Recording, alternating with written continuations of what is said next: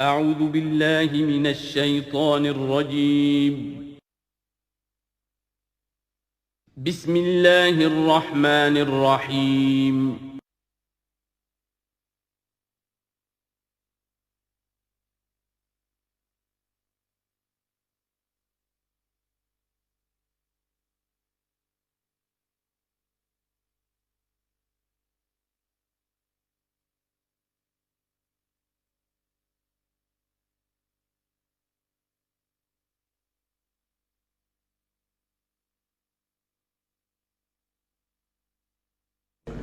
نحمده ونصلي على رسوله الكريم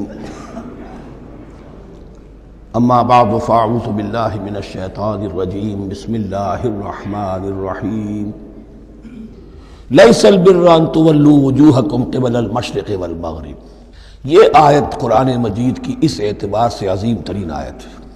نیکی کی حقیقت کیا ہے، اس کی جڑ کیا ہے، بنیاد کیا ہے، اس کی روح کیا ہے، اس کے مظاہر کیا ہیں، مظاہر میں اولین شے کون سی ہے، ثانین کون سی ہے، ثالثاً کون سی ہے، اور اس پر ایک پورا علم الاخلاق جو قرآن کا ایک مکمل کتاب تصنیف کی جا سکتی ہے۔ ایتھکس، قرآنک ایتھکس کے لیے یہ آیت ایک یوں سمجھیے کہ جڑ اور بنیاد ہے۔ لیکن یہ سمجھ لیں کہ یہ آیت یہاں آئی کیوں ہے۔ پس منظر میں وہی تحویل قبلہ ابھی ہے۔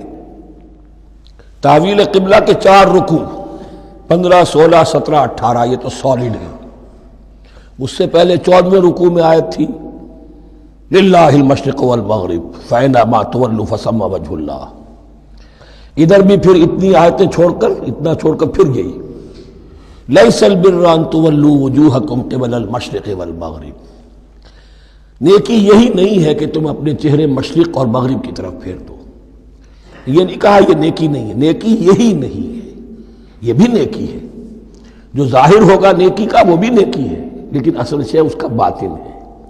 باطن صحیح ہے، نیک ہے تو حقیقت میں نیکی نیک ہے، ورنہ نہیں۔ وَلَٰكِنَّ الْبِرَّ، بلکہ نیکی تو اس کی ہے۔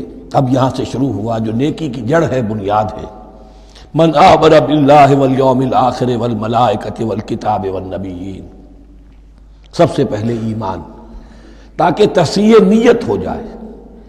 یہ جو ایمان لائے اللہ پر، یعنی جو نیکی کر رہا ہے صرف اللہ سے اجر کا طالب ہے۔ والیوم الآخر، اور قیامت کے دن پر کہ اس کا کوئی اجر دنیا میں نہیں، صرف آخرت میں مطلوب ہے۔ ورنہ آدمی سوداگری کرے، دکانداری کرے، کپڑا بیچے، کچھ اور بیچے، دین تو نہ بیچے۔ دین کا کام کر رہا ہے تو اس کے لیے سوائے اخروی نجات کے اور سوائے اللہ کی رضا کے کوئی اور شے مقصود نہ ہو۔ والملائکۃ والکتاب والنبیین، اور ایمان لایا فرشتوں پر اور کتابوں پر اور انبیاء پر۔ یہ تینوں مل کر ایک یونٹ بنتے ہیں۔ فرشتہ لایا دین، کتاب بن گئی اور انبیاء پر آئی وہ کتاب۔ ایمان بالرسالت کا تعلق نیکی کے ساتھ یہ ہے کہ نیکی کا ایک مجسمہ تمہارے سامنے رہے، آئیڈیل، اسوہ۔ ایسا نہ ہو کہ اونچ نیچ ہو جائے۔ نیکیوں میں بھی ایسا ہوتا ہے، کوئی جذبات میں ایک طرف کو نکل گیا، کوئی جذبات میں ایک طرف کو نکل گیا۔ اس گمراہی سے بچنے کی ایک شکل ہے کہ ایک مجسمہ مکمل، ایک اسوہ کاملہ سامنے ہو جس میں معتدل ہو تمام چیزیں، اور وہ ہمارے لیے اسوہ کاملہ محمد الرسول اللہ کی شخصیت ہے۔ نیکی کے ظاہر کے لیے ہم انہیں معیار سمجھیں گے، جو شے جتنی ان کی سیرت میں ہے اس سے زیادہ نہ ہو، اس سے کم نہ ہو۔ کوشش یہ ہو، آئیڈیل یہ ہو کہ بالکل انسان حضور صلی اللہ علیہ وسلم کے اسوہ کاملہ کی پیروی کرے۔ وَلَٰكِنَّ الْبِرَّ مَنْ آمَنَ بِاللَّهِ وَالْيَوْمِ الْآخِرِ وَالْمَلَائِكَةِ وَالْكِتَابِ وَالنَّبِيِّينَ وَآتَى الْمَالَ عَلَىٰ حُبِّهِ ذَوِي الْقُرْبَىٰ وَالْيَتَامَىٰ وَالْمَسَاكِينَ وَابْنَ السَّبِيلِ، اور دیا اس نے مال یا دے وہ مال اس کی محبت کے علی الرغم، علی حبہ اللہ کی طرف نہیں ہے، علی حب المال، علی الرغم مال محبوب ہے پھر بھی وہ خرچ کر رہا ہے، ذوی القربہ قرابت داروں پر، والیتامى یتیموں پر، والمساکین محتاجوں پر، وابن السبیل مسافر پر، والسائلین اور مانگنے والوں پر، وفی الرقاب اور لوگوں کی گردنیں چھڑانے میں۔ گویا کہ نیکی کے مظہر میں اولین مظہر یہ ہے انسانی ہمدردی۔ اگر یہ نہیں ہے تو نیکی نہیں ہے۔ عبادات کے انبار لگے ہوں اور دل میں شقاوت ہو، انسان کو حاجت میں دیکھ کر دل نہ پسیجے، کسی کو تکلیف میں دیکھ کر تجوری کی طرف ہاتھ نہ بڑھے حالانکہ تجوری میں مال موجود ہو، تو وہ دین کی روح سے بالکل خالی ہے۔ یا آپ سورہ آل عمران میں پڑھیں گے لن تنالوا البر حتى تنفقوا مما تحبون، تم نیکی کے مقام کو پہنچ ہی نہیں سکتے جب تک کہ خرچ نہ کرو اس میں سے جو تمہیں پسند ہے۔ جس سے طبیعت گھبرا گئی، اکتا گئی، کپڑے میں جو بوسیدہ ہو گئے وہ دے دیے، حاتم طائی کی قبر کو لات مار دی، وہ نہیں، جو شے پسند ہے اگر اس میں سے نہیں دیتے تو نیکی کو پہنچ بھی نہیں سکتے، تمہیں ہوا بھی نہیں لگے گی۔ وَأَقَامَ الصَّلَاةَ وَآتَى الزَّكَاةَ، دیکھیے نماز اور زکوٰۃ اب آ رہے ہیں۔ یہ ہے حکمت دین کہ ایک ہے روح دین، وہ ہے ایمان، اور جو اس کے مظاہر ہے، مظہر اول انسانی ہمدردی، نمبر دوم ہے پھر نماز اور زکوٰۃ، اور یہاں زکوٰۃ کو علیحدہ ذکر کیا ہے، اور اس آیت کا حضور نے حوالہ دیا ان فی المال لحقا سوی الزکاۃ۔ دیکھو کچھ لوگوں نے سمجھا بس ہم نے زکوٰۃ نکال دی تو حق ادا ہو گیا پورا، بڑی بے وقوفی ہے۔ مال میں حق ہے زکوٰۃ کے سوا بھی، اور اب آپ نے یہ آیت پڑھی، دیکھو اس آیت میں کیا ہے، زکوٰۃ کا تذکرہ بعد میں ہو رہا ہے، وَآتَ الْمَالَ عَلَىٰ حُبِّهِ ذَوِي الْقُرْبَىٰ وَالْيَتَامَىٰ وَالْمَسَاكِينَ وَابْنَ السَّبِيلِ وَالسَّائِلِينَ وَفِي الرِّقَابِ وَأَقَامَ الصَّلَاةَ وَآتَى الزَّكَاةَ۔ اس کی کیا حکمت ہے کہ ایمان کو تر و تازہ رکھنے کے لیے نماز ہے، اقم الصلاۃ لذکری، اور انسانی ہمدردی میں مال خرچ کرنے کے جذبے کو پروان چڑھانے کے لیے، برقرار رکھنے کے لیے زکوٰۃ ہے۔ اتنا تو دو نا کم سے کم، بوتل کا منہ تو کھلے، کارک تو نکلے اس کا، اگر بوتل کا کارک نکل جائے گا تو شاید اس میں سے کچھ شربت اور بھی نکل آئے، تو زکوٰۃ ہے تو کارک کے مانند 2.5% ہے، کیا ہے، لیکن یہ کہ اس سے پھر کچھ اور بھی نکلے گا۔ جو زکوٰۃ میں نہیں دیتا اس نے کیا کرنا؟ وَالْمُوفُونَ بِعَهْدِهِمْ إِذَا عَاهَدُوا، اور وہ کہ جو اپنے عہد کو پورا کرنے والے ہیں جب کوئی عہد کر لیں۔ سب سے بڑا عہد اللہ سے کیا، لَسْتُ بِرَبِّكُمْ قَالُوا بَلَىٰ، پھر عہد شریعت کا ہے کہ جو ہم نے کیا اللہ کے ساتھ، پھر آپس میں جو بھی معاہدے ہو جائیں، اور معاملات انسانی سارے کے سارے معاہدات کی شکل میں۔ شوہر اور بیوی کا معاملہ بھی ایک معاہدہ ہے، marriage is a social contract. شوہر کی ذمہ داریاں ہیں، اس کے فرائض ہیں، بیوی کی ذمہ داریاں اس کے فرائض ہیں، شوہر کے حقوق ہیں، بیوی کے حقوق ہیں۔ پھر جو بھی امپلائر امپلائی ریلیشن شپ ہے، معاہدہ ہے، کانٹریکٹ ہے۔ جو ہمارا آپ کا پولیٹیکل سسٹم ہے وہ بھی معاہدوں کے اوپر مبنی ہے، بڑا بزنس جو ہے وہ کانٹریکٹ میں چلتا ہے۔ تو اگر ایک چیز پیدا ہو جائے کہ جو عہد کر لیا ہے اسے پورا کرنا ہے، تو ساری اسٹریم لائننگ ہو جائے گی تمام معاملات کی۔ وَالْمُوفُونَ بِعَهْدِهِمْ إِذَا عَاهَدُوا وَالصَّابِرِينَ فِي الْبَأْسَاءِ وَالضَّرَّاءِ وَحِينَ الْبَأْسِ، اور خاص طور پر صبر کرنے والے فقر و فاقہ میں، جنگ کی حالت میں اور تکلیف میں۔ یعنی ایک نیکی ہے بدھ مت کے بھکشوؤں کی نیکی، ایک نیکی یہ ہے، یہ نیکی باطل کو چیلنج کرتی ہے، یہ نیکی خانقاہوں تک محدود نہیں ہوتی، یہ نیکی صرف انفرادی سطح تک محدود نہیں رہتی۔ جو نیکی اللہ چاہتا ہے وہ یہ ہے کہ اب باطل کا سر کچلنے کے لیے میدان میں آؤ، اور جب باطل کا سر کچلنے کے لیے میدان میں آؤ گے تو خود بھی تکلیفیں اٹھانی پڑیں گی۔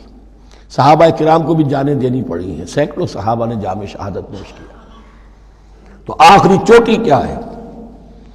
گویا کہ سمم بونم جس کو کہتے ہیں ایتھکس کے اندر، کہ اس نظریہ اخلاق میں سب سے اونچی منزل کون سی ہے؟ وہ سمم بونم جو ہے اسلام کا، والصابرین فی البأساء والضراء وحین الباس ولا تقولوا لمن يقتل فی سبیل اللہ اموات بل احیاء ولکن لا تشعرون۔ وہ آیت یاد کر لیجیے، اولئک الذین صدقوا، یہ ہے لوگ جو سچے ہیں۔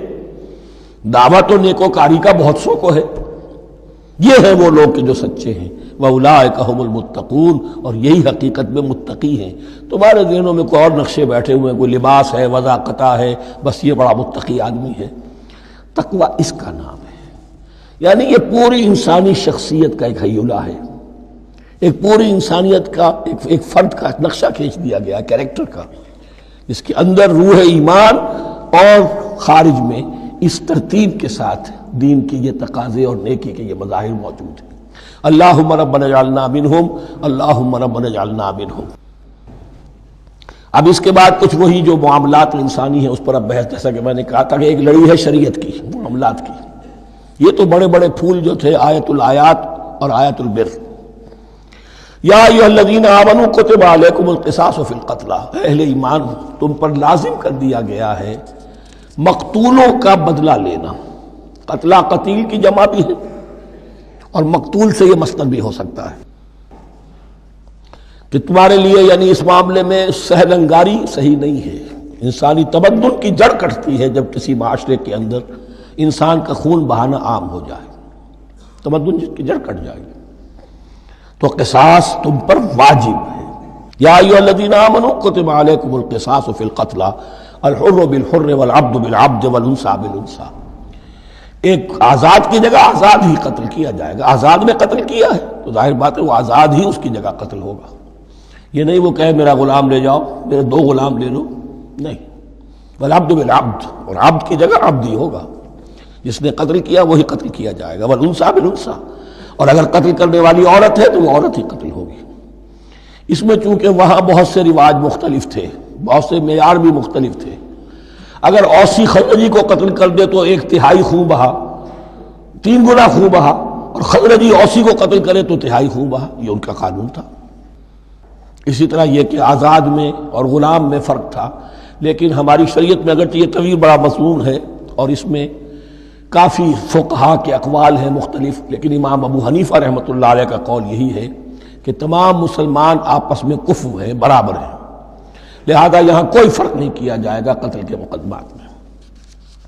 فمن عفی لہ من اخیہ شیء فاتباع بالمعروف واداء الیہ باحسان، پھر جس کو معاف کر دیا جائے کوئی شے اس کے بھائی کی جانب سے، یعنی جو مقتول ہے اس کے ورثاء اگر کہتے صاحب ہم اس کی جان بخشنے کو تیار ہیں، چاہے وہ خون بہا لے لیں یا ویسے ہی معاف کر دیں، تو جو بھی کچھ خون بہا طے ہوا ہو اداء الیہ باحسان فاتباع بالمعروف، تو اس کی پیروی کی جائے معروف طریقے پر اور ادائی کی جائے خوبصورتی کے ساتھ۔ ذالک تخفیف من ربکم ورحمہ، یہ تمہارے رب کی طرف سے تخفیف ہے، آسانی کی ہے اور رحمت ہے، اور اس کی رحمت ہونا بہت واضح ہے۔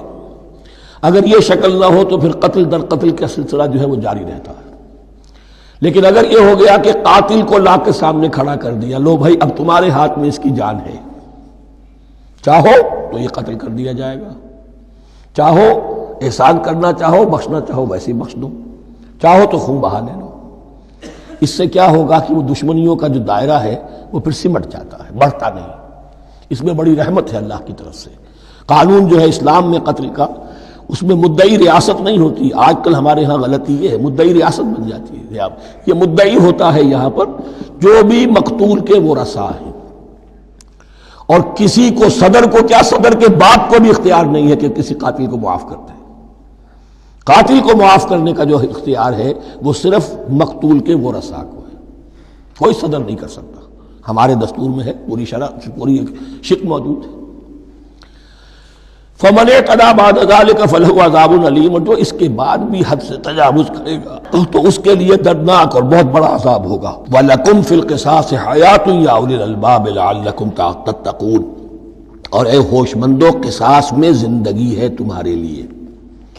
ایک روحانی تصور ہے معاف کر دینا اچھا ہے، اسلام بھی کہتا ہے ان تعفوا وتصفحوا وتغفروا فإن اللہ غفور رحیم، لیکن قتل کے مقدمات میں سہل انگاری جو ہے وہ اچھی نہیں ہے، پیروی شدت کے ساتھ ہونی چاہیے تاکہ اس سے آگے قتل کا سلسلہ بند ہو۔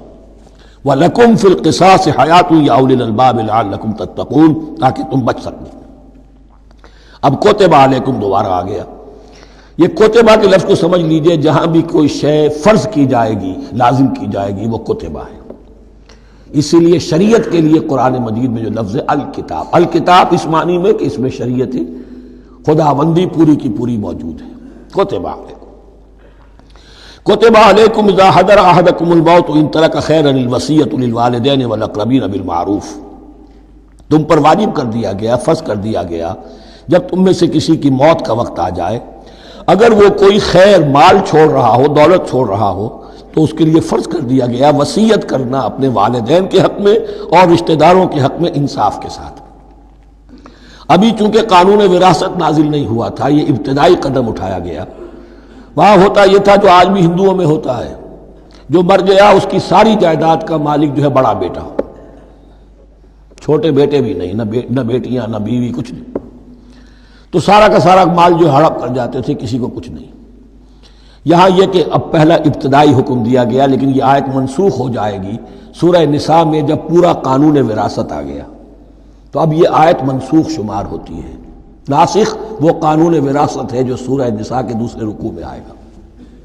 البتہ اس کے ایک حصے کو حضور نے باقی رکھا ہے، وہ گویا کہ سنت نے اس کے ایک جز کو برقرار رکھا ہے، اور وہ جز یہ ہے کہ مرنے والا 1/3 اپنے مال کے لیے وصیت کر سکتا ہے کسی کے لیے، 1/3 سے زیادہ نہیں، اور وارث کے لیے وصیت نہیں ہوگی۔ جس کی وراثت میں حق مقرر ہو چکا ہے اس کے لیے وصیت نہیں ہوگی، وہ غیر وارث کے لیے وصیت ہوگی، کسی دینی ادارے کو دینا چاہے، کسی اور کو دینا چاہے، یتیم کو، بیوہ کو، یتیم خانے کو، ٹھیک ہے، 1/3، 2/3 میں قانون وراثت کی تنفیذ ہوگی لازماً۔ تو اس آیت کا صرف اتنا حصہ باقی رکھا ہے حضور نے صلی اللہ علیہ وسلم۔ حقاً علی المتقین، یہ اللہ کا تقوی رکھنے والوں پر حق ہے، واجب ہے کہ وہ وصیت کریں کہ ہمارے والدین کو یہ مل جائے، فلاں رشتہ دار کو یہ مل جائے، باقی جو ہے جو بھی ورثاء ہیں لے جائیں۔ فمن بدلہ بعد ما سمعہ، تو جس نے بدل دیا اس وصیت کو اس کے بعد کہ اسے سنا تھا، فإنما اسمہ علی الذین یبدلونہ، تو اس کا بوجھ، اس کا گناہ انہی پر آئے گا جو تبدیل کرتے ہیں۔ جو وصیت کرنے والا تھا وہ بری ہے، اس نے صحیح وصیت کی تھی، جس نے بعد میں اس وصیت میں تحریف کی، تبدیلی کی، اس کا وبال، اس کا بوجھ انہی پر آئے گا۔ ان اللہ سمیع علیم، یقینا اللہ سب کچھ سننے والا اور جاننے والا ہے۔ فمن خاف من موص جنفا، اب اگر کسی کو اندیشہ ہوا کہ وصیت کرنے والے نے جانبداری برتی ہے، ٹھیک وصیت نہیں کی ہے، دیانتداری کے ساتھ اس کی رائے یہ ہوئی، او اسمن، یا گناہ اس نے کمایا ہے، فاصلح بینہم، اور اب ان کے مابین صلح کرا دی، ورثاء کو جمع کیا کہ بھائی وراثت تو یہ تھی، ان کی وصیت تھی، لیکن دیکھو اس میں یہ زیادتی والی بات ہے، اگر تم مطمئن ہو جاؤ، متفق ہو جاؤ، تو اس میں اتنی تبدیلی کر دی جائے ان کے اتفاق سے، فلا اسم علیہ، تو اس میں کوئی گناہ نہیں ہے، یعنی ایسی نہیں ہے یہ بات کہ اس کو وہ سینکشن اور سینکٹیٹی حاصل ہو گئی ہے، تقدس، کہ اب اس میں کوئی تبدیلی نہیں ہو سکتی۔ باہمی مشورے سے اور اچھے جذبے سے، اصلاح کے جذبے سے وصیت میں تغیر ہو سکتا ہے۔ ان اللہ غفور الرحیم، یقیناً اللہ تعالی بخشنے والا ہے، رحم فرمانے والا۔ اب لڑی آ گئی دوسری عبادت والی، عبادت میں صوم۔ جہاں تک نماز کا ذکر ہے تو وہ تو مکی صورتوں میں اس کا بے تحاشا مرتبہ ذکر موجود ہے، لیکن یہاں جو ہے معاملہ صوم، اس سے پہلے مکی دور میں صوم کا کہیں کوئی تذکرہ ہی نہیں، نہ عربوں میں اس کا رواج تھا۔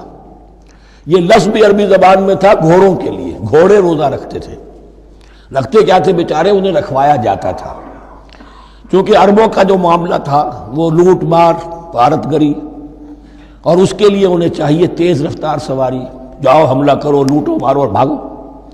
اونٹ جو ان کی فضا اور ان کے ماحول کے لیے مناسب تھا، وہ زیادہ تیز دوڑ نہیں سکتا، اپنی اس ضرورت کے لیے گھوڑا چاہیے تھا۔ گھوڑے میں عرب کا سخت موسم برداشت کرنے کی عادت نہیں، نازک جانور ہے، وہ پیاسا تو نہیں رہ سکتا 7 دن تک جیسے کہ اونٹ رہ سکتا ہے، بھوکا نہیں رہ سکتا، وہ لو کے تھپیڑے نہیں برداشت کر سکتا، لہذا عرب اس کو رکھواتے تھے روزہ۔ کھانا پینا بند کیا اور اس کے جو ہے منہ کر کے کھڑے ہو گئے جب گرم تیز ہوا چل رہی ہے، خود تو اپنے آپ کو لپیٹ لیا اپنے گھتنے میں، غترہ کہلاتا ہے وہ جو بھی کپڑا اوپر ہوتا ہے، اور وہ اس گھوڑے کو جو ہے وہ ساری آگ اس پر برس رہی ہے تاکہ اس میں عادت پیدا ہو جائے جھیلنے کی، برداشت کرنے کی، تو جنگ کے موقع پر کہیں یہ دغا نہ دے جائے۔ اگر یہ ہمت ہار گیا تو اس کا تو کیا گیا جائے گا، تو اصل میں سوار ہے جو مارا گیا۔ یہ روزہ ان کے ہاتھ تھا، لیکن جب حضور آئے مدینے میں تو یہاں یہود میں روزے کا رواج تھا۔ وہ ایک تو عاشورہ کا روزہ رکھتے تھے، اس لیے کہ وہ تاریخ تھی جس میں کہ نجات ملی تھی بنی اسرائیل کو فرعونیوں سے۔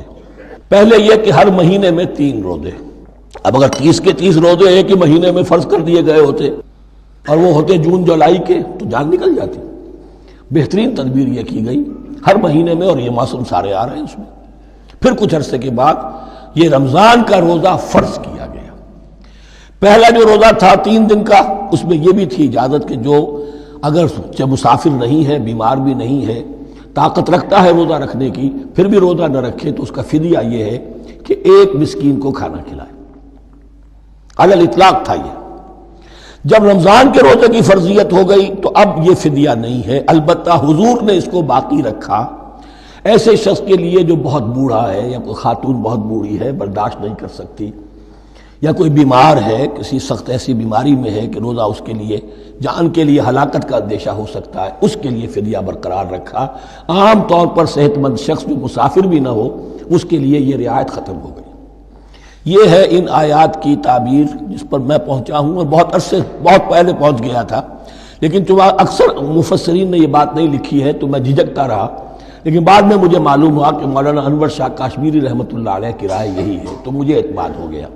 اور پھر مجھے اس کا ذکر جو ہے یہ تفسیر کبیر میں امام راضی کے ہاں بھی مل گیا کہ متقدمین کے ہاں یہ رائے موجود تھی کہ پہلی 2 آیتیں جو ہیں اس روزے سے متعلق یہ رمضان کے روزے سے متعلق نہیں ہیں، بلکہ وہ 3 ہر مہینے کی 13، 14 اور 15 ایام 20 کے روزے حضور نے بعد بھی رکھے ہیں نفلاً، لیکن شروع میں یہ 3 روزے رکھنے کا حکم دیا گیا تھا۔ پہلی 2 آیتیں اس 6 آیتوں پر مشتمل رکوع، اور یہ ایک عجیب مقام ہے۔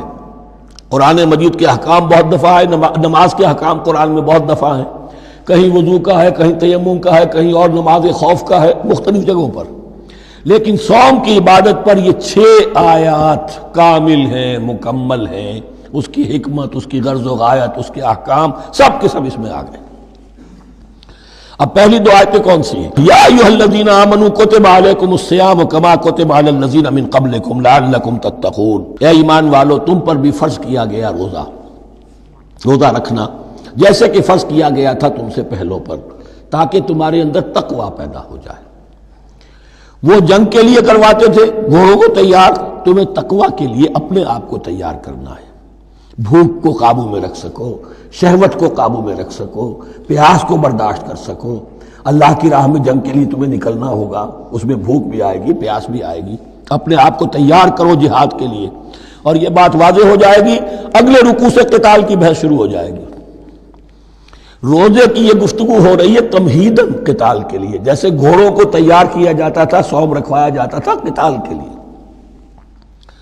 ایام معدودات، گنتی کے چند دن ہیں، یہ گویا کہ ثبوت ہے اس کا کہ یہ 2-3 دن سے زیادہ، معدود جو ہے وہ عربی زبان میں 9 سے زیادہ نہیں ہو سکتا۔ معدودہ جب آئے گا، ایام معدودات، یہ جمع جو ہے جمع قلت کہلاتی ہے۔ معدودات، معدودہ بڑی سے بڑی رقم ہو سکتی ہے، لیکن معدودات جمع قلت ہے۔ گنتی کے چند روز ہیں۔ فمن کان منکم مریضا، ان میں بھی یہ رعایت ہے کہ جو تم میں سے بیمار ہو، او علی سفر، یا سفر پر ہو، فعدۃ من ایام اخر، تو وہ تعداد پوری کر لے دوسرے دنوں میں۔ وعلی الذین یطیقونہ، اور جو اس کی طاقت رکھتے ہوں، فدیۃ طعام مسکین، وہ فدیہ دیں 1 مسکین کا کھانا کھلانا۔ ان آیات کی تفسیر میں جیسا کہ میں نے عرض کیا مفسرین کے بہت سے اقوال ہیں، اب میں اس کی بحث میں نہیں جا سکتا، جو میں نے اپنے مطالعے کے بعد رائے قائم کی ہے میں صرف وہی بیان کر رہا ہوں کہ اس وقت، اور یہ امام راضی کے الفاظ ہیں کہ یہ فرضیت الگ تعیین نہیں تھی بلکہ الگ تخییر تھی۔ فرض تو ہے روزہ، لیکن اس کا بدل بھی دیا جا رہا ہے، اگر تم نہیں رکھنا چاہتے تو تم 1 مسکین کو کھانا کھلا دو۔ تو گویا کہ تدریجاً انہیں لانا تھا، چونکہ اس بات کے وہ پہلے سے عادی نہیں تھے۔ فمن تطوع خیرا فهو خیر اللہ، اور جو اپنی جی سے، اپنی مرضی سے خیر کرنا چاہے تو اس کے لیے خیر ہے، روزہ بھی رکھے اور مسکین کو کھانا بھی کھلائے، دونوں کام کرے، تو اس میں کوئی رکاوٹ تو نہیں، اس کے لیے بہتر ہوگا۔ وَأَن تَصُومُوا، اور دیکھو اگر روزہ رکھو، خیر لکم ان کنتم تعلمون، یہ تمہارے لیے بہتر ہے اگر تم جانو۔ اب یہاں بھی ایک طرح کی رعایت کا انداز ہے۔ اب آ رہی ہیں 2 آیتیں جو خاص رمضان کے روزے سے متعلق ہیں، حکمت اور غرض و غایت۔ پھر ایک آیت طویل آئے گی احکام، اور پھر ایک آیت آئے گی لٹمس ٹیسٹ۔ یہ 6 آیتیں۔ شہر رمضان الذی انزل فیہ القرآن، رمضان کا مہینہ وہ ہے جس میں قرآن نازل کیا گیا۔ ہدی للناس وبینات من الہدی والفرقان، لوگوں کے لیے ہدایت اور ہدایت کی بھی روشن بینات باتیں، والفرقان اور حق و باطل میں فرق کر دینے والی چیز۔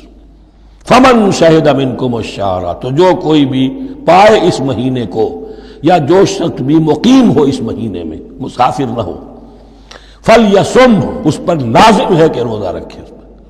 اب وہ وجوب علی التخییر ختم ہو گیا، اب وجوب علی التعیین، اب یہ لازم ہے، یہ رکھنا ہے۔ ایک رعایت باقی رکھی، ومن کان مریضا او علی سفر فعدۃ من ایام اخر، جو بیمار ہے یا یہ کہ سفر پر ہے وہ تعداد پوری کر لے دوسرے دنوں میں۔ یرید اللہ بکم الیسر ولا یرید بکم العسر، اللہ تمہارے ساتھ آسانی چاہتا ہے، سختی نہیں چاہتا۔ یہ لوگ اپنے اوپر سختیاں جھیلتے ہیں، شدید جو ہے سفر کے اندر بھی روزہ رکھے ہوئے، حالانکہ یہاں اجازت دی ہوئی ہے۔ یہ بلکہ حضور نے ایک مرتبہ ایک سفر میں کافی سرزنش کی، کچھ ایک جہاد اور قتال پہ نکلے تھے، لیکن کچھ لوگوں نے اس سفر میں بھی روزہ رکھ لیا۔ نتیجہ یہ ہوا کہ سفر کے بعد جہاں منزل میں اب جا کر خیمے لگانے تھے وہ نڈھال ہو کر گر گئے، جن لوگوں کا روزہ نہیں تھا انہوں نے پھر وہ خیمے لگائے، منزل کا کام کیا۔ تو حضور نے فرمایا کہ لیس من البر الصیام فی السفر، روزے رمضان اس میں سفر میں روزہ رکھنا کوئی نیکی کا کام نہیں ہے۔ لیکن ہمارا تصور اور ہے، 105 بخار چڑھا ہوا ہے، روزہ نہیں کھولوں گا میں، روزہ تو میں نے رکھا ہوا ہے، یا روزہ تو میں نہیں چھوڑوں گا۔ حالانکہ جہاں رعایت اللہ کی ہے اس رعایت سے فائدہ نہ اٹھانا ایک طرح کا کفران نعمت ہے۔ وَلِتُكْمِلُوا الْعِدَّةَ، لیکن تمہیں عدت اور تعداد اب پوری کرنی ہوگی۔ وہ جو تھی ایک رعایت کہ فدیہ دے کر فارغ ہو جاؤ، وہ نہیں ہے۔ وَلِتُكَبِّرُوا اللَّهَ عَلَىٰ مَا هَدَاكُمْ، اور تاکہ تم تکبیر کرو اللہ کی اس پر کہ جو اس نے ہدایت تمہیں عطا فرمائی۔ وَلَعَلَّكُمْ تَشْكُرُونَ، اور تاکہ تم شکر کر سکو اس نعمت عظمیٰ کا جو قرآن حکیم کی شکل میں تمہیں دی گئی ہے۔ اس موضوع پر میرا کتابچہ عظمت صوم اور عظمت صیام و قیام قرآن، اس میں یہ سارے مضامین تفصیل سے آئے ہیں، کیا حکمت ہے، کیا غرض و غایت ہے، کیا مقصد ہے، اور آخری منزل کیا ہے، وَإِذَا سَأَلَكَ عِبَادِي عَنِّي فَإِنِّي قَرِيبٌ۔ مطلوب تو یہ ہے کہ تمہارا جو یہ جسم حیوانی ہے یہ کچھ کمزور پڑے، روح ربانی جو تم میں پھونکی گئی ہے اسے تقویت حاصل ہو۔ دن میں روزہ رکھو، اس حیوانی وجود کو ذرا کمزور کرو، دباؤ اس کے تقاضوں کو، رات کو کھڑے ہو جاؤ، اللہ کا کلام سنو اور پڑھو، تاکہ تمہاری روح کی آبیاری ہو، اس پر حیات، آب حیات کا ترشح ہو۔ نتیجہ کیا نکلے گا؟ تمہارے اپنے اندر سے ایک پیاس ابھرے گی، وَإِذَا سَأَلَكَ عِبَادِي عَنِّي فَإِنِّي قَرِيبٌ، تقرب الی اللہ کا جذبہ پیدا ہوگا۔ تو اے نبی، جب میرے بندے، ایسے بندے آپ سے میرے بارے میں سوال کریں، ان کو بتا دیجئے میں قریب ہوں، دور نہیں ہوں۔ یہ حقوق انسانی کا میرے نزدیک دنیا میں سب سے بڑا میگنا کارٹا ہے۔ اللہ اور بندے کے درمیان کوئی فصل نہیں ہے، فصل اگر ہے تو تمہاری اپنی خباثت ہے۔ اگر تمہاری نیت میں فساد ہے، حرام خوری تو کرنی ہی کرنی ہے، تو اب کس منہ سے اللہ سے دعا کرو گے؟ پھر جاؤ گے کسی پیر کے پاس، آپ دعا کر دیجئے، یہ نذرانہ حاضر ہے؟ یہ طریقہ کیا ہے؟ انسان کا نفس حائل ہے اور کوئی نہیں، ورنہ ہم تو مائل بے کرم ہیں، کوئی سائل ہی نہیں، راہ دکھنا ہے کسی رہنوی منزل ہی نہیں، کوئی پوپ نہیں، کوئی پنڈت نہیں، کوئی پادری نہیں، کوئی پیر نہیں، کوئی نہیں، جب چاہو اللہ سے ہم کلام ہو جاؤ۔ اس سے بڑا حق کیوں خالق و مخلوق میں حائل رہے پردے؟ پیران کلیسا کو کلیسا سے اٹھا دو، میرا ہر بندہ جب چاہے جہاں چاہے مجھ سے ہم کلام ہو جائے۔ ہاں شرط ہے اس کی، وہ شرط آگے آ رہی ہے، اجیب دعوت الداعی اذا دعان، میں تو ہر پکارنے والے کی پکار سنتا ہوں، اور سنتا نہیں جواب دیتا ہوں، اور صرف جواب نہیں دیتا، قبول کرتا ہوں۔ اجابت میں یہ تینوں چیزیں موجود ہیں۔ اور اذا دعان، جہاں مجھے پکارے جب پکارے، there and then میں موجود ہوں۔ لیکن شرط کیا ہے؟ فَلْيَسْتَجِيبُوا لِي، انہیں بھی تو میرا کہنا ماننا چاہیے، یہ یک طرفہ بات نہیں ہوگی۔ فاذکرونی اذکرکم، تم مجھے یاد رکھو گے تو میں تمہیں یاد رکھوں گا۔ یہ دو طرفہ معاملہ ہے، تم شکر کرو گے میں تمہاری قدردانی کروں گا، تم میری طرف چل کر آؤ گے میں بھاگ کر آؤں گا، تم بارش برآؤ گے میں ہاتھ بڑھاؤں گا، لیکن تم رخ موڑ لو گے ہم بھی رخ موڑ لیں گے۔ ہماری تو غرض نہیں ہے، غرض ہے تو تمہاری، تم رجوع کرو گے ہم بھی رجوع کر لیں گے، تم توبہ کرو گے ہم اپنی نظر کرم پھر تمہاری طرف متوجہ کر دیں گے۔ لیکن ہر چیز ان تنصر اللہ ینصرکم، اللہ کی مدد کرو گے تو اللہ تمہاری مدد کرے گا۔ تمہاری دوستیاں ہو، پینگے بڑھا رہے ہو اللہ کے دشمنوں کے ساتھ، ساز باز ہو اللہ کے دشمنوں کے ساتھ، اور کھڑے ہو جاؤ قنوت نازلہ میں اللہ سے مدد مانگنے کے لیے، تم سے بڑا بے وقوف کون ہوگا؟ پہلے اللہ کی طرف رخ تو کرو، اللہ سے اپنا معاملہ درست کرو۔ ہاں اس میں کوئی یہ شرط نہیں ہے کہ پہلے ولی کامل اس وقت توبہ کرو خلوص نیت سے اور سارے پردے ہٹ جائیں گے، لیکن خلوص نیت کے ساتھ توبہ۔ وَإِذَا سَأَلَكَ عِبَادِي عَنِّي فَإِنِّي قَرِيبٌ أُجِيبُ دَعْوَةَ الدَّاعِ إِذَا دَعَانِ فَلْيَسْتَجِيبُوا لِي وَلْيُؤْمِنُوا بِي لَعَلَّهُمْ يَرْشُدُونَ أُحِلَّ لَكُمْ لَيْلَةَ الصِّيَامِ الرَّفَثُ إِلَىٰ نِسَائِكُمْ۔ اب یہ ہے احکام کی آیت، بڑی طویل ہے، کیونکہ یہود کے ہاں شریعت میں روزہ جو ہے شروع ہو جاتا تھا شام کو ہی، اور رات بھی روزے میں شامل تھی، تو تعلق زن و شو بھی نہیں ہو سکتا، اور کوئی سحری وحری کا تصور نہیں تھا، جیسے ہی سوئے رات شروع روزہ شروع، اب اگلے دن تک غروب آفتاب تک روزہ رہے گا۔ ہمارے ہاں روزے میں نرمی کی گئی ہے، ایک تو یہ کہ رات کو اس سے خارج کر دیا، روزہ دن کا ہے، اور رات کے وقت تعلق زن و شو بھی ہے، کھانا پینا بھی ہے، جو پابندیاں روزے کی ہیں وہ سب اٹھ گئی۔ لیکن ہو یہ رہا تھا کہ لوگ سمجھ رہے تھے کہ شاید وہی جو احکام ہیں یہود کے ہاں شاید وہی ہمارے ہاں بھی ہیں، اس لیے وہ ایسا بھی ہوتا تھا اپنے جذبات میں بیویوں سے مقاربت کرتے تھے، لیکن دل میں سمجھتے تھے کہ ہم نے غلط کام کیا ہے۔ یہاں اب ان کو اطمینان دلایا جا رہا کہ نہیں، احل لکم لیلۃ الصیام الرفث الی نسائکم، حلال کر دیا گیا ہے تمہارے لیے روزے کی راتوں میں اپنی بیویوں کے پاس جانا۔ ہن لباس لکم وانتم لباس لہن، وہ پوشاک ہے تمہارے لیے، تم پوشاک ہو ان کے لیے۔ بڑا بلیغ کنایا ہے یہ، جیسے لباس میں اور جسم میں کوئی پردہ نہیں ہے، لباس ہی تو پردہ ہے نا، لباس میں اور جسم میں تو کوئی پردہ نہیں، ایسے ہی بیوی میں اور شوہر میں کوئی پردہ نہیں۔ ہن لباس لکم وانتم لباس لہن۔ ویسے بھی انسان کے اخلاق کی حفاظت کرنے والی، مرد کے اخلاق کی حفاظت کرنے والی بیوی ہے، بیوی کے اخلاق کی حفاظت کرنے والا مرد ہے۔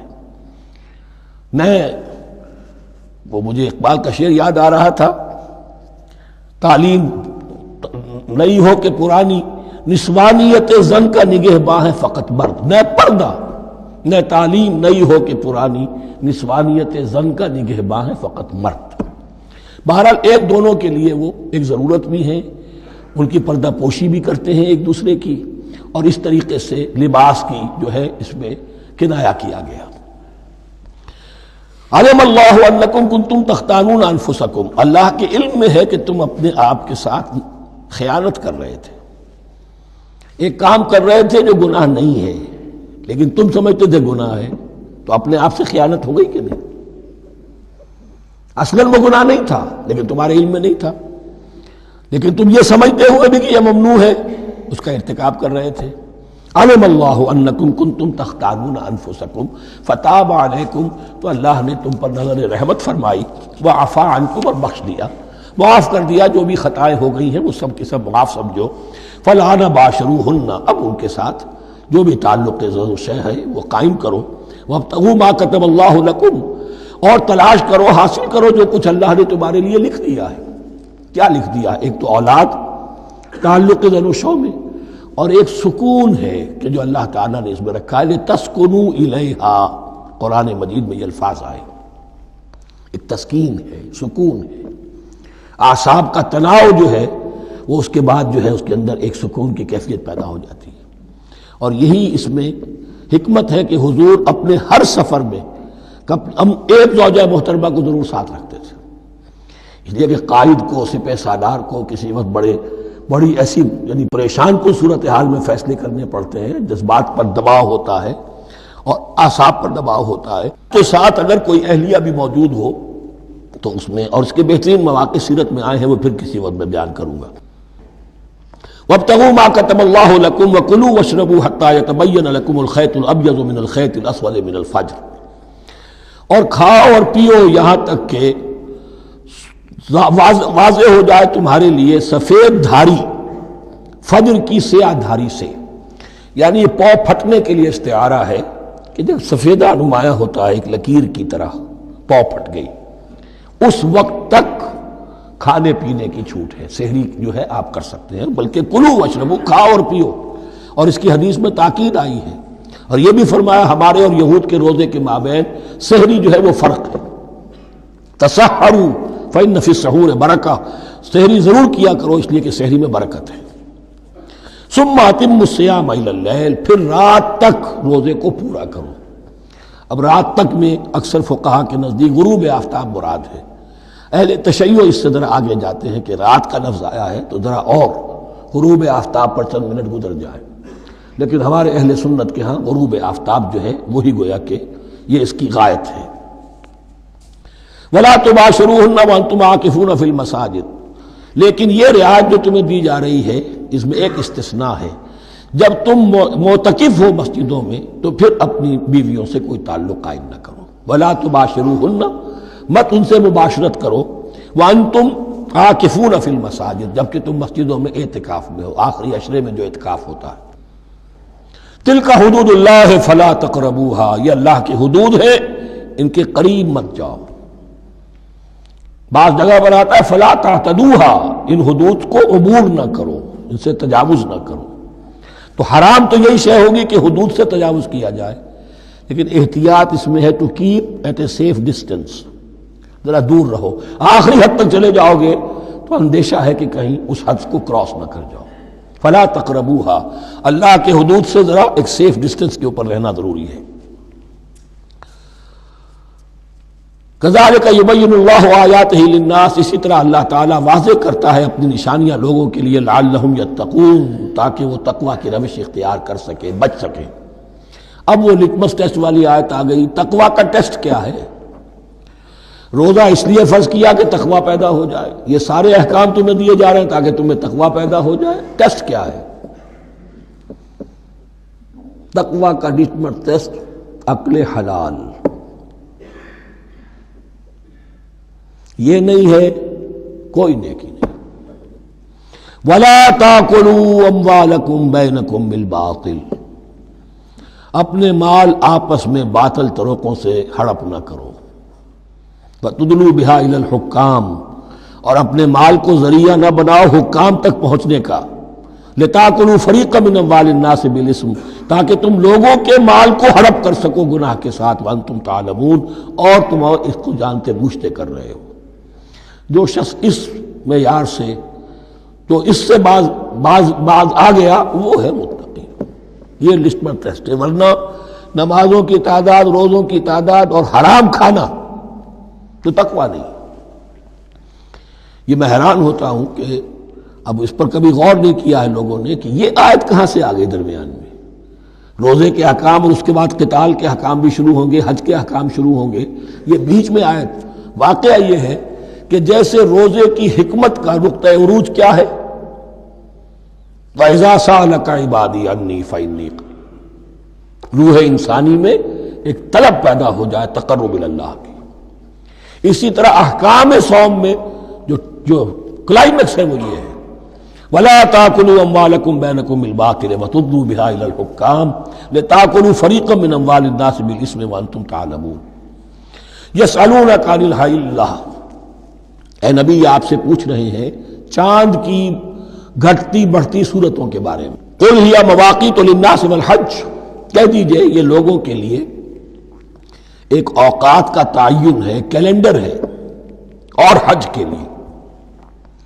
اب دیکھو آپ کو معلوم ہے کہ یہ اللہ تعالیٰ نے ایک کیلنڈر لٹکا دیا ہے، معلوم ہو گیا یہ چاند پہلی تاریخ ہو گئی، کچھ دنوں کے بعد آپ نے دیکھا معلوم ہوتا ہے کہ اب ایک ہفتہ گزر گیا ہے، آدھا چاند ہو گیا ہے، 2 ہفتے ہو گئے، پورا چاند ہو گیا ہے، پھر نے گھٹنا شروع کیا۔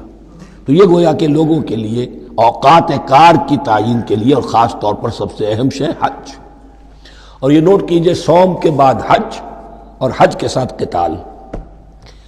حج وہ عبادت ہے جو ایک خاص جگہ پر ہو سکتی ہے، نماز ہر جگہ ہو سکتی ہے، روزہ ہر جگہ ہو سکتا ہے، عبادت اور ہر جگہ ہو سکتی ہے، اور زکوٰۃ ہر جگہ دی جا سکتی، حج تو وہی ہوگا۔ اور وہ تھا اس وقت زیر تسلط مشرکین کے، اور مشرکین کے تسلط سے نکالنے کے لیے قتال لازم تھا۔ اس قتال کے لیے صبر پہلے پیدا ہونا ضروری ہے۔ جو گھوڑوں کو روزہ رکھواتے تھے پہلے خود روزہ رکھو، یہ ترتیب ہے، ربط ہے۔ صوم کے احکام فوراً حج اور قتال کے احکام۔ یسألونک عن الأہلة قل هی مواقیت للناس والحج ولیس البر بأن تأتوا البیوت من ظہورها ولکن البر من اتقى۔ اور یہ کوئی نیکی نہیں ہے کہ تم گھروں میں ان کی پشت پر سے داخل ہو، بلکہ نیکی تو اس کی ہے جس میں تقوی ہے۔ یہ اصل میں ان کے ہاں ایک رواج تھا، کیونکہ حج تو ہو رہا تھا ایام جاہلیت میں بھی، اس کے مناسک کی بگڑی ہوئی شکلیں بھی موجود تھیں، کچھ ترمیمیں انہوں نے کر دی تھی، یہ حج تو تھا ان کا۔ وہ یہ کرتے تھے جب گھر سے مکے سے نکل گئے احرام باندھ کر، اب اگر کسی ضرورت سے گھر واپس جانا پڑ گیا تو سمجھتے تھے کہ احرام باندھ کر نکل آئے ہیں، اب دروازے سے تو نہیں جا سکتے، گھسیں گے کہیں پیچھے سے کہیں اوپر سے پھاند کر دیوار آئیں گے، اور اسے سمجھتے تھے بڑا تقویٰ ہے۔ فرمایا یہ کوئی نیکی کی بات نہیں، یہ سرے سے نیکی نہیں۔ ولیس البر، یہ ہرگز نیکی نہیں ہے ان تأتوا البیوت من ظہورها کہ تم ان کے گھروں میں داخل ہو ان کے پچھواڑے سے، ولکن البر من اتقى۔ اب یہاں اس پوری آیت کو ذہن میں رکھ لیجئے، آیت البر کے آخر میں لفظ تھا اولئک هم المتقون ولکن البر من اتقى۔ گویا کہ وہ پورا تصور جو ہے یہاں پر جو آیا بر میں آ چکا ہے، اس کو اس لفظ کے حوالے سے اس پورے تصور کو پھر آپ کے ذہن میں تازہ کر دیا۔ وَأْتُوا الْبُيُوتَ مِنْ أَبْوَابِهَا، گھروں میں داخل ہو ان کے دروازوں سے، وَاتَّقُوا اللَّهَ لَعَلَّكُمْ تُفْلِحُونَ، اور اللہ کا تقوی اختیار کرو تاکہ تم فلاح پاؤ۔ وَقَاتِلُوا فِي سَبِيلِ اللَّهِ الَّذِينَ يُقَاتِلُونَكُمْ، لیجئے قتال آ گیا۔ اب یہ تیسری کڑی آ گئی نا، ایک لڑی عبادات کی، ایک لڑی معاملات کی، ایک لڑی انفاق کی، ایک لڑی قتال کی، یہ چوتھی کڑی ہے۔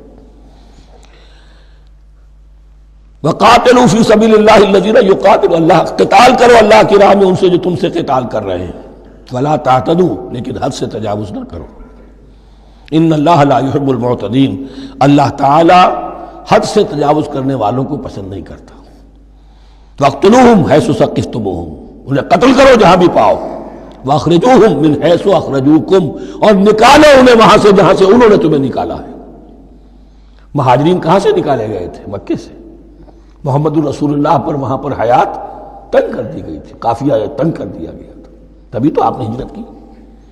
نکالو انہیں وہاں سے جہاں سے انہوں نے تمہیں نکالا ہے۔ والفتنة اشد من القتل، اور یہ خیال نہ رہے کہ قتل اور خون ریزی جو ہے تو بری بات ہے، فتنہ اس سے بھی زیادہ بری بات ہے۔ فتنہ کیا ہے؟ ایسے حالات جن میں کہ انسان اللہ خدائے واحد کی بندگی نہ کر سکے، اسے غلط کاموں پر مجبور کیا جائے، حرام خوری پر مجبور ہو گیا ہو، یہ سارے حالات فتنہ ہیں۔ تو قتل اور خون ریزی اتنی بری شے نہیں ہے جتنی فتنہ۔ والفتنة اشد من القتل ولا تقاتلوهم عند المسجد الحرام حتى يقاتلوكم فيه، ہاں مسجد حرام وہ چونکہ اسے تو امن کی جگہ بنا دیا گیا ہے، ان سے جنگ مت کرو مسجد حرام کے پاس جو بھی حرم کا علاقہ ہے۔ حتیٰ یقاتلوکم، یہاں تک کہ وہ خود تم سے قتال کریں اس میں۔ فَإِن قَاتَلُوكُمْ، پھر اگر وہ تم سے قتال کرتے جنگ کرتے ہیں، فَاقْتُلُوهُمْ، تو قتل کرو انہیں۔ كَذَلِكَ جَزَاءُ الْكَافِرِينَ، یہی بدلہ ہے کافروں کا۔ وَفَإِنِ انْتَهَوْا فَإِنَّ اللَّهَ غَفُورٌ رَحِيمٌ، اگر وہ باز آ جائے تو اللہ غفور اور رحیم ہے۔ وَقَاتِلُوهُمْ حَتَّى لَا تَكُونَ فِتْنَةٌ وَيَكُونَ الدِّينُ لِلَّهِ۔ اب جب یہ جنگ کا مرحلہ شروع ہو گیا ہے دعوت محمدی کے سلسلے میں صلی اللہ علیہ وسلم، تو مسلمانوں جان لو ایک دور تھا 12-13 برس تک تمہیں حکم تھا کفو ایدیکم، مارے کھاؤ ہاتھ نہ اٹھاؤ۔ اب یہ نیا دور آ گیا ہے، تمہاری دعوت و تحریک جو ہے وہ نئے دور میں داخل ہو گئی ہے۔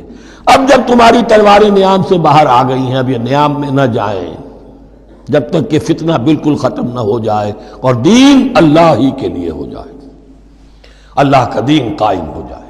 یہ آیت دوبارہ آئے گی اور زیادہ نکھری ہوئی شان کے ساتھ سورہ انفال میں، وَقَاتِلُوهُمْ حَتَّى لَا تَكُونَ فِتْنَةٌ وَيَكُونَ الدِّينُ كُلُّهُ لِلَّهِ، دین کل کا کل، جز نہیں. دین کی بالادستی پوری انسانی زندگی پر، انفرادی بھی اجتماعی بھی، اور اجتماعی کے بھی سارے پہلو، politico socio economic system totally وہ اللہ کے احکام کے تابع ہو. وَقَاتِلُوهُمْ حَتَّى لَا تَكُونَ فِتْنَةٌ وَيَكُونَ الدِّينُ لِلَّهِ فَإِنِ انْتَهَوْا فَلَا عُدْوَانَ إِلَّا عَلَى الظَّالِمِينَ. پھر اگر وہ باز آ جائے، صلح چاہے تو ٹھیک ہے، پھر ظالموں کے اوپر جو ہے سوائے ظالموں کے کسی پر زیادتی جائز نہیں. الشہر الحرام بالشہر الحرام، حرمت والا مہینہ بدلہ ہے حرمت والے مہینے کا. والحرمات قصاص، اور حرمات کے اندر بھی بدلہ ہے. فمن اعتدى علیکم فاعتدوا علیہ بمثل ما اعتدى علیکم، تو جو کوئی بھی تم پر زیادتی کرتا ہے، دست درازی کرتا ہے، تو تم بھی اس کے خلاف کارروائی کرو، اقدام کرو جیسے کہ اس نے تم پر زیادتی کی. واتقوا اللہ، اور اللہ کا تقوی اختیار کرو. واعلموا ان اللہ مع المتقین، اور یہ جان لو کہ اللہ ساتھ ہے متقیوں کے، یعنی اللہ کی تائید، نصرت، اس کی مدد آئے گی اہل تقوی کے. اب دیکھیے وہ تیسری کڑی یہاں بہت چھوٹی سی آئی ہے. قتال کی ذرا زیادہ بڑی کڑی آ گئی ہے اور یہ چھوٹی سی کڑی آ رہی ہے. قتال کے لیے لازم ہے انفاق بھی. جنگ کیسے ہوگی اگر فوج کے لیے ساز و سامان نہ ہو، رسد کا اہتمام نہ ہو، ہتھیار نہ ہو، سواریاں نہ ہو، کیسے ہوگی جنگ؟ وَأَنفِقُوا فِي سَبِيلِ اللَّهِ وَلَا تُلْقُوا بِأَيْدِيكُمْ إِلَى التَّهْلُكَةِ، خرچ کرو اللہ کی راہ میں اور مت ڈالو اپنے آپ کو اپنے ہاتھوں ہلاکت میں. یعنی اللہ کا دین اس وقت اسے احتیاج ہے، وہ پیسہ چاہتا ہے. جیسے حضور نے تبوک کے موقع پر عام اپیل کی اور آپ اپنے مال کو لے کر بیٹھے ہوئے ہیں، تو گویا کہ آپ نے اپنے آپ کو ہلاکت میں خود ڈال دیا. یہ انفاق ہے، جہاد بالمال.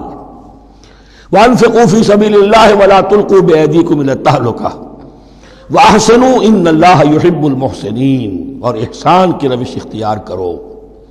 دین کے اندر بھی خوبصورتی پیدا کرو، دین میں بہتر سے بہتر مقام حاصل کرنے کی کوشش کرو. ہمارا معاملہ کیا، دنیا میں آگے سے آگے اور دین میں پیچھے سے پیچھے. دین میں یہ دیکھیں گے اس سے کم پر گزارا ہو سکتا ہو، کوئی اور شے ہو کہ جس میں اس سے کم سے بھی بات پوری ہو جائے. دین میں یہ ہوگا، اور دنیا میں آگے سے آگے ہے جستجو کہ خوب سے ہے خوب تر کہاں. تو اگر یہ جستجو دنیا میں ہے، اس سے بڑھ کر دین میں ہونی چاہیے. فاستبقوا الخیرات، نیکیوں میں ایک دوسرے پر بازی لے جانے کی کوشش کرو. وَأَنفِقُوا فِي سَبِيلِ اللَّهِ وَلَا تُلْقُوا بِأَيْدِيكُمْ إِلَى التَّهْلُكَةِ وَأَحْسِنُوا، اور احسان کی روش اختیار کرو. ان اللہ یحب المحسنین، یقیناً اللہ تعالی محسنین کو، ان لوگوں کو کہ جو درجہ احسان پر فائز ہو جائیں، محبت کرتا ہے، انہیں پسند کرتا ہے. یہ حدیث جبرائیل اگر ذہن میں ہو تو 3 درجے ہیں جیسے میں نے آج بتایا آپ کو. وَنَحْنُ لَهُ مُسْلِمُونَ وَنَحْنُ لَهُ عَابِدُونَ وَنَحْنُ لَهُ مُخْلِصُونَ. 3 درجے دوسرے ہیں، اسلام، ایمان، احسان. اخبرنی عن الاسلام، اخبرنی عن الایمان، اخبرنی عن الاحسان. احسان کیا ہے؟ ان تعبد اللہ کانک تراہ فإن لم تکن تراہ فإنہ یراک. یہ سارے کام جو دین کے لیے کیے جا رہے ہوں، عبادت ہے، جہاد ہے، قتال ہے، ایسی کیفیت میں، ایسے اخلاص کے ساتھ گویا کہ تم اپنی آنکھوں سے اللہ کو دیکھ رہے ہو. اور اگر تم اللہ کو نہیں دیکھ رہے تو کم سے کم یہ کیفیت تو تمہاری ہو جائے کہ تمہیں مستحضر رہے کہ اللہ تمہیں دیکھ رہا ہے. یہ احسان ہے. وَأَحْسِنُوا، عام طور پر اس کا ترجمہ اس انداز میں نہیں کیا گیا ہے، اس کو اچھی طرح سمجھ لیجئے. ویسے یہ مضمون کھل کر آئے گا سورہ مائدہ میں. ان اللہ یحب المحسنین، یقیناً اللہ تعالیٰ محسنین کو پسند کرتا ہے. وَأَتِمُّوا الْحَجَّ وَالْعُمْرَةَ لِلَّهِ، اور حج اور عمرہ مکمل کرو اللہ کے لیے. جو عمرے کے لیے احرام تو باندھ لیا جائے گا مدینے سے 7 میل باہر نکل کر ہی. حج مکمل تو ہوگا جب طواف بھی ہوگا، وقوف عرفہ بھی ہوگا، سارے اس کے جو بھی مناسک ادا کیے جائیں گے. لیکن یہ کہ جو شخص بھی نیت کر لے حج کی یا عمرے کی تو پھر اسے مناسب کو مکمل کرنا چاہیے، کوئی کمی نہ رہے. فَإِنْ أُحْصِرْتُمْ، اگر تمہیں گھیر لیا جائے، روک دیا جائے، جیسے کہ سن 6 میں ہو گیا، صلح حدیبیہ کرنی پڑی، مشرکین مکہ اڑ گئے، نہیں داخل ہونے دیں گے. اگر تمہارا گھیراؤ ہو جائے فمستیسر من الہادی، تو جو بھی تم قربانی پیش کر سکو پیش کر دو۔ یہ دم احصار کہلاتا ہے کہ چونکہ اب ہم آگے نہیں جا سکتے، یہی ہمیں احرام کھولنا پڑ رہا ہے، تو دم احصار، یہ خون، یہ جو جانور اللہ کے نام پر ہم دے رہے ہیں، یہ اس کی ایک طرح کا کفارہ ہے۔ وَلَا تَحْلِقُوا رُؤُوسَكُمْ حَتَّى يَبْلُغَ الْهَدْيُ مَحِلَّهُ، اور اپنے سر اس وقت تک نہ مونڈو جب تک کہ وہ ہدی کا جانور جو ہے وہ محل تک، یعنی جو بیت الماء جہاں پر جا کر ذبح ہونا ہے وہاں پہنچ نہ جائے۔ جانور تو آپ نے بھیج دیے اور وہ رکاوٹ نہیں ڈالیں گے، اس لیے کہ ان کا گوشت تو ان کو کھانے کو ملے گا، لہذا جانور، لیکن یہ اندازہ کر لو کہ اب اتنا وقت گزر گیا ہے کہ وہ ہدی قربانی کا جانور جو ہے وہ پہنچ گیا ہوگا، ہدیم بالغ الکعبہ، وہ وہاں پر اس کی اپنے مقام پر پہنچ گیا۔ فمن کان منکم مریضا او بہ اذی من راسہ، تو جو کوئی بھی تم میں سے ہو بیمار یا اس کے سر میں کوئی تکلیف ہو، کوئی زخم ہو، اور اس کی وجہ سے یہ ہے کہ وہ حجامت کرانی ضروری ہو جائے، بال کاٹنے ضروری ہو جائے، ففدیۃ من صیام او صدقۃ او نسک، تو پھر فدیہ دینا پڑے گا۔ اگر اس ہدی کے جانور کے کعبے تک پہنچنے سے پہلے تمہیں اپنے بال کاٹنے پڑے، حجامت کرانی پڑی، تو فدیہ ہوگا۔ یہ جو ہے دم جنایت کہلاتا ہے، یعنی ایک جو کمی رہ گئی ہے اس کی تلافی کے لیے۔ وہ سیام بھی ہے، روزے 3 دن کے، او صدقۃ او نسک، یا پھر یہ ہے کہ کوئی قربانی ہے، ایک جانور قربان کیا جائے، دم جنایت اس کو کہتے ہیں، یا صدقہ کیا جائے، 6 افراد کو کھانا کھلایا جائے۔ فَإِذَا أَمِنْتُمْ، پھر جب تمہیں امن حاصل ہو اور تم سیدھے جا سکتے ہو، بیت اللہ پہنچ سکتے ہو، فَمَنْ تَمَتَّعَ بِالْعُمْرَةِ إِلَى الْحَجِّ فَمَا اسْتَيْسَرَ مِنَ الْهَدْيِ، تو جو کوئی بھی فائدہ اٹھائے عمرے سے حج سے قبل، فَمَا اسْتَيْسَرَ مِنَ الْهَدْيِ، تو وہ ایک اور قربانی پیش کرے جو بھی اسے میسر ہو۔ اب یہ سمجھ لیجئے کہ حضور کی بعثت سے پہلے عرب میں رواج یہ تھا کہ ایک سفر میں حج بھی کرنا، عمرہ بھی کرنا ان کے نزدیک حرام تھا، یہ توہین تھی کعبے کی۔ حج کے لیے 3 مہینے، شوال، ذوالقعدہ، ذی الحج، اور رجب کا مہینہ ان کے ہاں طے تھا عمرے کے لیے۔ عمرے کے لیے علیحدہ سفر کرو، اس کے لیے علیحدہ سفر کرو۔ لیکن شریعت محمدی میں جو آسانیاں کی گئی ہیں وہ یہ ہیں کہ ایک شخص، چونکہ اس ملت کو پھیلنا تھا بہت طویل علاقے پر، لوگوں کے لیے سفر آسان تو نہیں تھا، تو آپ ایسا کر سکتے ہیں کہ آپ جائیں اور عمرہ بھی کر لیں، حج بھی کر لیں۔ ایک شکل یہ ہے کہ عمرہ کیا، احرام کھول دیا، اور پھر حج کا وقت آیا 8ویں ذی الحج کو تو پھر احرام باندھا، وہ حج کا احرام ہو گیا، اسے کہتے ہیں تمتع۔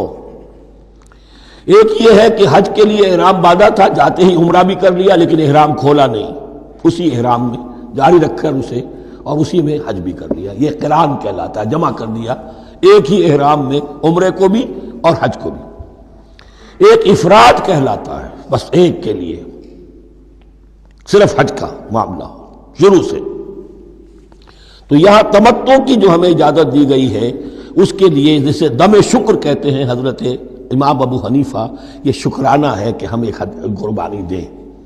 لیکن امام شافعی کے نزدیک یہ بھی دم جنایت ہے، یہ بھی جبر ہے، چنانچہ امام ابو حنیفہ کے نزدیک یہ قربانی جو دی جاتی ہے اس کا گوشت قربانی دینے والا بھی کھا سکتا ہے 1/3 کے درجے میں، لیکن امام شافعی کے نزدیک نہیں، یہ ایک صدقے کے اور اس کے دم جنایت کے قریب کی شے ہے، اس کا گوشت جو ہے قربانی دینے والا خود نہیں کھا سکتا۔ فمن لم یجد، اب اگر کسی کے پاس نہیں ہے یہ ہدیہ پیش کرنے کو، فصیام 3 ایام فی الحج، تو اب اس پر لازم ہے کہ حج میں 3 روزے رکھے، 7ویں، 8ویں اور 9ویں ذی الحج کو روزہ رکھے عین ایام حج میں۔ 10ویں کا روزہ نہیں ہو سکتا، وہ عید کا دن ہے، یوم النحر ہے۔ وَسَبْعَةٍ إِذَا رَجَعْتُمْ، اور 7 روزے رکھو جبکہ تم واپس چلے جاؤ، اپنے گھروں میں جا کر 7 روزے رکھو۔ تِلْكَ عَشَرَةٌ كَامِلَةٌ، یہ 10 روزے ہوں گے مکمل۔ ذَلِكَ لِمَن لَّمْ يَكُنْ أَهْلُهُ حَاضِرِ الْمَسْجِدِ الْحَرَامِ، لیکن یہ رعایت کہ حج اور عمرہ ایک ہی سفر میں کر لیا جائے اور ایک ہی احرام میں کر لیا جائے، یا 2 احراموں میں کیا جائے، یا یہ کہ ان دونوں کو جمع کرنے کی شکل جو ہے، یہ ایک رعایت ہے کن کے لیے؟ ذالک لمن لم یکن اہلہ حاضر المسجد الحرام، جس کے اہل و عیال مسجد حرام کے قریب نہیں رہتے، دور سے آ رہے ہیں، تو ظاہر بات ہے کہ ان کے لیے رعایت ہوگی۔ واتقوا اللہ، اللہ کا تقوی اختیار کرو، وعلموا، اور جان لو، ان اللہ شدید العقاب، یقیناً اللہ تعالیٰ سزا دینے میں بھی بہت سخت ہے۔ بارک اللہ لی ولکم فی القرآن العظیم ونفعنی وإیاکم بالآیات والذکر الحکیم۔